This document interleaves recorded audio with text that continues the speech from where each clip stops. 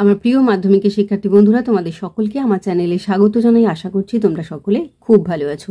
আজকে আমি তোমাদের যে এবিটিএ টেস্ট পেপার প্রকাশিত হয়েছে তার 689 পাতাতে তোমাদের বাংলার পেজ রয়েছে। এখান থেকে আমি তোমাদের এমসিকিউর উত্তরগুলো দেখিয়ে দেবো। ইতিমধ্যে যারা চ্যানেলটিকে সাবস্ক্রাইব করে নিয়েছো তাদের সকলকে অসংখ্য ধন্যবাদ জানাই। আর যারা নতুন দেখছো তারাও চ্যানেলটিকে সাবস্ক্রাইব করে নিয়ে সাথে থেকো। চলো তাহলে শুরু করছি। একে সঠিক উত্তরটি নির্বাচন করো। 1.1 আমাদের থাকলে আমরাও চেষ্টা করে দেখতাম উক্তিটির বক্তা হলেন, এটা হবে গয়েরটা মেজো কাকু। 1.2 সব্যসাচী মল্লিক পেশায় ছিলেন একজন ডাক্তার।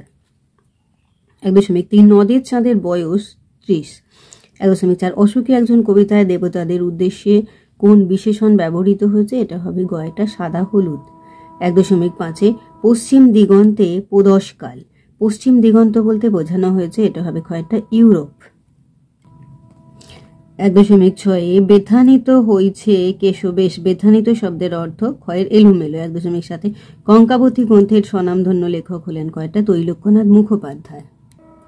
1.8 লেখক রাজশেখর বসু ছেলেবেলায় কার লেখা জ্যামিতি বই পড়েছিলেন, এটা হবে ক্ষয়েরটা ব্রহ্মমোহন মল্লিক। 1.9 4 খণ্ড রামায়ণ কপি করে একজন লেখক অষ্টাদশ শতকে নগদ পেয়েছিলেন, ক্ষয়টা 7 টাকা। 1.10 এটা কি কাণ্ড করলে হরিদা চিহ্নিত পদটি হলো, এটা চিহ্নিত পদ হচ্ছে হরিদা, এটা হয়ে যাবে গয়েরটা সম্বোধন পদ। 1.11 বাক্যের মধ্যে অসমাপিকা ও সমাপিকা ক্রিয়া যদি ভিন্ন হয় তাহলে অসমাপিকা ক্রিয়ার কর্তাকে বলা হয়, এটা হবে ক্ষয়টা নিরপেক্ষ কর্তা। 1.12 মন্মন্তর পদটি কোন সমাসের দৃষ্টান্ত, এটা হবে কয়টা নিত্য সমাস। 1.13 অলপ সমাসের প্রধান বৈশিষ্ট্য হলো, এটা হয়ে যাবে ক্ষয়েরটা পূর্ব পদে বা কখনো কখনো উভয় পদে বিভক্তি চিহ্ন লোপ পায় না।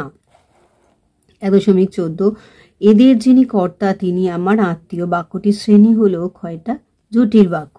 1.15 বাক্যে কাউকে কিছু নির্দেশ করা হলে বাক্যটি হয় কয়টা নির্দেশক। 1.16 নদের চাঁদ সব বোঝে। বাক্যটির বাচ্য হলো কয়টা কর্তৃবাচ্য। 1.17 বইটি দিয়ে দাও। বাক্যটির ভাববাচ্যে রূপান্তর হলো, এটা হবে ক্ষয়টা বইটি দেয়া হোক। তাহলে আমার প্রিয় মাধ্যমিকের শিক্ষার্থী বন্ধুরা, আজকে তোমাদের আমি যে এবিটিএ টেস্ট পেপার প্রকাশিত হয়েছে তার পেজ হচ্ছে 689। সেখানে তোমাদের বাংলার প্রশ্ন দেওয়া রয়েছে, সেখান থেকে আমি তোমাদের এমসিকিউর উত্তরগুলো দেখিয়ে দিলাম। আশা করছি সকলেই বুঝতে পেরেছো।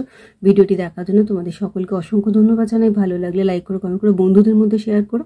আর আগামী দিনে নতুন নতুন ক্লাসগুলো পাওয়ার জন্য অবশ্যই চ্যানেলটিকে সাবস্ক্রাইব করে নিয়ে সাথে থেকো। আর তোমরা সকলেই খুব ভালো থেকো।